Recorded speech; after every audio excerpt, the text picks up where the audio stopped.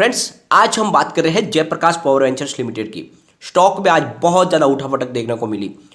बड़ी गिरावट के बाद में फिर से स्टॉक के अंदर रिकवरी हो गई। लोगों को समझ में नहीं आया कि क्या किया जाए। काफ़ी लोग परेशान हो गए थे कि अब गिरने क्यों लगा। तो ये तो लाजमी है, बड़ी प्रॉफिट के बाद प्रॉफिट बुकिंग तो आनी ही आनी है। आप देख लो 20-25 दिन में स्टॉक दुगना हो गया। तो इतना शानदार जब रिटर्न मिल रहा है तो प्रॉफिट बुक क्यों नहीं करेंगे लोग। जिसका शॉर्ट टर्म का नजरिया है वो तो प्रॉफिट बुक करेंगे। और ये मैंने आपको लगातार कहा भी है कि समय समय पे आपको प्रॉफिट बुक करना चाहिए अगर आपका शॉर्ट टर्म और मिड टर्म का नजरिया है तो ये तो होता ही रहता है। लेकिन मजबूती स्टॉक की उसी में है कि फिर से इसने बाउंस बैक दे दिया और क्लोजिंग पॉजिटिव दी है, ये सबसे बड़ी बात है। तो अब आगे क्या संभावना बन रही है? क्या यही मौका है जब खरीदारी कर ले? लेकिन आज बहुत नीचे से मौका भी मिला था आपको, शायद आपने खरीदारी की हो। 9 रुपीज़ का फिर से इसने अपना बॉटम बताया था। तो इसने नई हाई बनाई थी 11 की, या उसको क्रॉस करके नई हाई बनाएगा या फिर अभी भी इसमें प्रॉफिट बुकिंग की संभावना बनी रहेगी। तो सारी संभावनाओं को तलाशेंगे इस वीडियो के माध्यम से। आज जो खरीदारी हुई है वो बहुत बड़ी है, यानी लगभग 100 करोड़ के आसपास आज यहाँ पे कामकाज होते हुए दिखाई दिया है। तो ये इतने बड़े क्वांटिटी में जो माल उठाया गया है, किसने उठाया और किसने माल बेचा है, वो सारी संभावनाओं के इस वीडियो के माध्यम से तलाशेंगे। और क्या वाकई में इस समय जेपी पावर में इन्वेस्टमेंट करना चाहिए? क्या आने वाले समय में यह मल्टीबैगर स्टॉक हमें अच्छा रिटर्न दे सकता है? तो सारी संभावनाओं को तलाशेंगे इस वीडियो के माध्यम से। लेकिन फ्रेंड, उससे पहले अगर आप पहली बार हमारे चैनल पर आए तो चैनल को सब्सक्राइब कर दीजिए, एक बेल आइकॉन दबा दीजिए ताकि जब भी नया वीडियो बने पहला नोटिफिकेशन आपको मिले। वीडियो पसंद आए तो लाइक शेयर जरूर कीजिए। चलो फ्रेंड, वीडियो स्टार्ट करते हैं। मैं हूँ आपका दोस्त SB दवे और हमारे अपने चैनल ऑनलाइन कमाई में आपका बहुत बहुत स्वागत है। फ्रेंड्स, ये बात मैं आपको लगातार कहता हूँ कि जिसका शॉर्ट टर्म मिड टर्म का नजरिया हो उनको अपना प्रॉफिट बुक करते रहना चाहिए, क्योंकि कोई भी कितना भी स्टॉक तेज हो स्ट्रांग हो वो आखिरकार वहाँ पे प्रॉफिट बुकिंग तो आती है। क्योंकि लोग स्टॉक मार्केट में कमाने के लिए आए हैं तो वो अपना प्रॉफिट बुक तो करेंगे। और बड़े फंड हाउस की जब खरीदारी होती है तो उनकी क्वांटिटी भी बड़ी होती है और जब वो सेल के लिए आते तो यहाँ पे गिरावट दिखती है। और आज जेपी पावर में नहीं, बहुत सारे छोटे पैनी स्टॉक के अंदर बहुत बड़ी बड़ी आज प्रॉफिट बुकिंग हुई है, जिनको हम आगे डिस्कस करेंगे। और जेपी पावर ने अच्छा खासा बाउंस बैक दिया क्योंकि यहाँ पे अच्छी खासी खरीदारी शुरू हुई वापस। अब कारोबार की बात कर लेते हैं। तो आज स्टॉक ओपन हुआ 10.65 पर, लो इसकी 9.20 की है और हाई है 11.15 की। तो सुबह सुबह शुरुआत तो अच्छी हुई थी, लेकिन फिर इसमें ज़बरदस्त प्रॉफिट बुकिंग शुरू हो गई। लेकिन अंत में 0.99% की तेज़ी के साथ में क्लोजिंग दिया, लगभग 1% की पॉजिटिव क्लोजिंग दी है इसने स्टॉक ने। तो फ्रेंड्स, ये जो आज प्रॉफिट बुकिंग है इसके पीछे वजह यह है कि इसकी प्राइस 20 दिसंबर को मात्र 4.85 थी। अब 5 रुपये से भी कम का स्टॉक अगर 20 दिन के अंदर अगर स्टॉक की प्राइस 11 तक पहुंच जाए तो प्रॉफिट बुक तो कोई भी करेगा, क्योंकि दुगुना से भी ज़्यादा रिटर्न मिल रहा है। और इसीलिए यहाँ पे प्रॉफिट बुकिंग हुई और ये प्रॉफिट बुकिंग होती रहती है, इसमें कोई बड़ी बात नहीं है। लेकिन स्टॉक ने मजबूती थी, वापस अपना बाउंस बैक दिया। तो आज 11.15 की हाई से स्टॉक नीचे भी आया करीब 9.20 का लो बना के, लेकिन फिर इसने जो क्लोजिंग दी है वो ऊपर की तरफ है, जो अच्छी बात है। इसके रिटर्न को अगर हम देखें तो स्टॉक के पिछले 5 साल के हिसाब से 168% का पॉजिटिव रिटर्न दिया स्टॉक ने। 3 ईयर के हिसाब से 457% का पॉजिटिव रिटर्न है। 1 ईयर के हिसाब से 248% का पॉजिटिव रिटर्न है। 3 मंथ के हिसाब से 116% का पॉजिटिव रिटर्न है। 1 मंथ के हिसाब से 102% का पॉजिटिव रिटर्न है। 1 डे के हिसाब से 10% का पॉजिटिव रिटर्न है। तो ये स्टॉक को अगर किसी ने 5 साल से होल्ड करके रखा होगा तो अभी भी उसको प्रॉफिट है, और जिसने 3 साल से इसको होल्ड किया उसको तो शानदार प्रॉफिट मिल रहा है। तो स्टॉक ने अपनी परफॉर्मेंस तो अच्छी दिखाई है। अब आगे संभावना पॉजिटिव बनी हुई है, ये स्टॉक और तेज़ी से आगे बढ़ सकता है और आपके निवेश को कई गुना बढ़ा सकता है। लेकिन समय समय पे आपको प्रॉफिट बुक करते रहना चाहिए। अगर हम वॉल्यूम की बात करें तो BSE में आज 19 करोड़ 22,19,000 का वॉल्यूम हुआ। सामने 7 करोड़ 30,24,000 की डिलीवरी उठाएगी। डिलीवरी का परसेंटेज 37.99% है। अगर NSE की बात करें तो 72 करोड़ 73,25,000 का वॉल्यूम हुआ। सामने 21 करोड़ 58,78,000 की डिलीवरी उठाएगी। डिलीवरी का परसेंटेज 29.68% है। पिछले एक महीने के वॉल्यूम को अगर देखें तो पिछले एक महीने पहले इसका 26 करोड़ रुपीज़ का वॉल्यूम हुआ था। 1 वीक पहले 43 करोड़ रुपीज़ का वॉल्यूम हुआ था। कल इसका 48 करोड़ रुपीज़ का वॉल्यूम हुआ था, लेकिन आज 99 करोड़ रुपीज़ का वॉल्यूम हुआ है।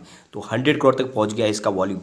और यहाँ पे जो वॉल्यूम का बढ़ता हुआ इशारा यह है कि लोगों का काफ़ी अच्छा रुझान बढ़ा हुआ है। लोग यहाँ पे अगर माल बेच भी रहे तो सामने खरीदार बहुत बड़ी मात्रा में है जो ये माल वापस खरीदना पसंद कर रहे हैं। पूरे बाजार में वॉल्यूम के मामले में नंबर 2 पे था। इससे ऊपर वोडाफोन आइडिया था, जहाँ पे ज़बरदस्त बाउंस बैक आज देखने को मिला, जब सामने से क्लेरिफिकेशन आ गया कि जो सरकार ने स्टेक ली है यह एक इसके लिए पॉजिटिव ट्रिगर है और इसी का नतीजा है कि वोडाफोन आइडिया तेजी से वापस दौड़ा है। आज हमने ऑलरेडी वोडाफोन आइडिया पे भी वीडियो बनाया हुआ है, आज आप चाहे तो जाके देख ले, सारी क्लियरिटी समझ में आ जाएगी। वोडाफोन आइडिया भी मौका आ चुका है खरीदारी का, यहाँ पे अब वोडाफोन आइडिया आपको खरीदना चाहिए।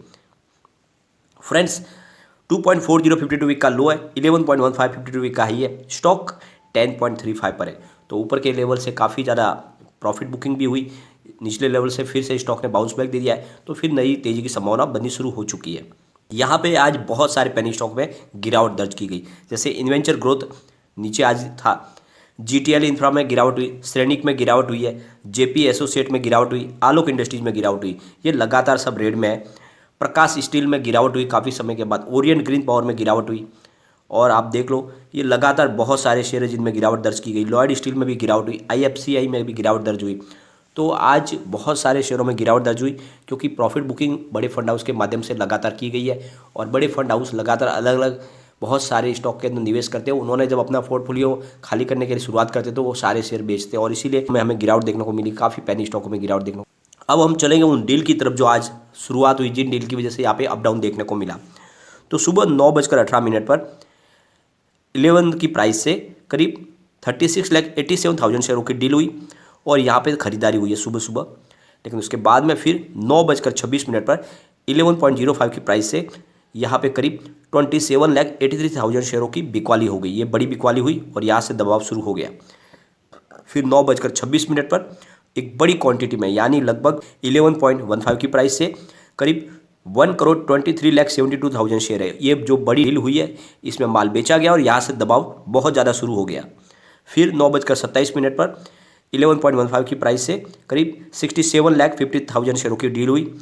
उसके बाद फिर वही समय 9:27 करीब 11.15 की प्राइस से करीब 1,25,33,000 शेयरों की ज़बरदस्त बड़ी बिकवाली हुई है, और ये जो बिकवालियाँ हुई है यही से शेयर के अंदर गिरावट की शुरुआत हो गई। फिर 9:29 पर 11.22 की प्राइस से 51,42,000 शेयरों की बड़ी डील हुई, और उसके बाद में फिर 9:42 पर 11.15 की प्राइस से करीब यहाँ पे 1,29,00,000 शेयरों की बड़ी डील हुई, और इस डील में खरीदारी हुई है। ये बड़ी डील जो है ये खरीदारी की है। फिर 10:28 पर 10.50 की प्राइस से करीब 49,87,000 शेयरों की बड़ी डील हुई, और उसके बाद में फिर 12:59 पर 9.95 की प्राइस से करीब 40,00,000 शेयरों की बड़ी डील हुई, और उसके बाद में 3:22 पर यहाँ पे आप देख लो 10.30 की प्राइस से करीब 31,48,000 शेयरों की खरीदारी हुई। तो बाद में खरीदारी जो शुरू हुई है उसकी वजह से प्राइस में फिर हमें इजाफा देखने को मिला। फिर 3:29 पर 10.30 की प्राइस से करीब 21,43,000 शेयरों की खरीदारी हुई। तो यहाँ पे जो खरीदारी हुई है इसमें क्वांटिटी थोड़ी कम मात्रा में है, लेकिन बड़े फंड हाउस के माध्यम से आज जो माल बेचा गया था उसकी वजह से काफ़ी गिरावट हमें देखने को मिली, लेकिन फिर से खरीदारी अच्छी शुरू हो गई और फिर स्टॉक ने कमाल किया और फिर स्टॉक ने पॉजिटिव क्लोजिंग दी। तो यहाँ पे पॉजिटिव क्लोजिंग आ चुकी है, आगे स्टॉक फिर से पॉजिटिव जोन में जा सकता है, लेकिन अभी भी दबाव बना हुआ है क्योंकि बड़े फंड हाउस ने अपनी काफ़ी होल्डिंग कम की है। हो सकता है कल भी करेंगे, अगर ऐसा होता है तो फिर से यहाँ पे दबाव बना सकता है स्टॉक। तो ऐसे में अगर आपका शॉर्ट टर्म का नजरिया है और अच्छा खासा अगर आपको प्रॉफिट मिल रहा है तो आपको प्रॉफिट एक बार बुक कर लेना चाहिए। लॉन्ग टर्म वाले बने रहे, कोई चिंता की बात नहीं है। 2030 तक इन पावर सेक्टर के शेयरों में तेजी बनी रहेगी और इसीलिए यहाँ पे आप लॉन्ग टर्म का नजरिया लेकर निवेश कर ले। अप डाउन छोटा मोटा होता है उससे डरने की कोई बात नहीं है। यह आने वाले समय का एक बड़ा मल्टीबैगर स्टॉक है और हमारा जो 5 साल का नजरिया है 500 का वो आराम से आएगा। एक बार इसके पिवट लेवल को चेक कर लेते हैं तो यहाँ से अगर स्टॉक स्लिप होता है तो 9.48 पर फर्स्ट सपोर्ट है, स्टॉक और नीचे गया तो 8.82 तक जा सकता है, थर्ड सपोर्ट 8.48 का है। तो जैसे कि आज आपने ये फर्स्ट सपोर्ट के नीचे तक स्टॉक गया है, लेकिन गिरावट होती है तो ये 8.5 तक भी जा सकता है। ऊपर की तरफ मूव करने पे जो टारगेट निकल के आ रहे 10.48 का फर्स्ट टारगेट है, सेकंड टारगेट 10.82 का है और थर्ड टारगेट 11.48 का है। तो अगर इसने थर्ड टारगेट को क्रॉस कर लिया तो नई हाई ये बना देगा और फिर तेज़ी से आगे बढ़ेगा।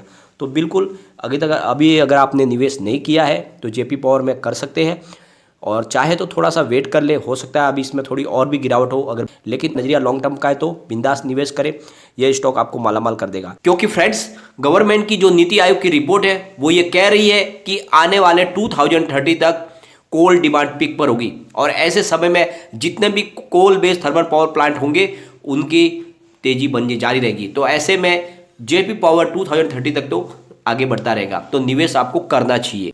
लेकिन फ्रेंड, कोई भी इन्वेस्टमेंट करने से पहले अपने फाइनेंशियल एडवाइजर से एक बार एडवाइस ले ले या अपना खुद का रिसर्च करें, क्योंकि मैंने वीडियो आपके एजुकेशनल पर्पज के लिए ही बनाया। वीडियो पसंद आए तो लाइक शेयर जरूर कीजिए और चैनल को सब्सक्राइब कर दीजिए। Thank you friend.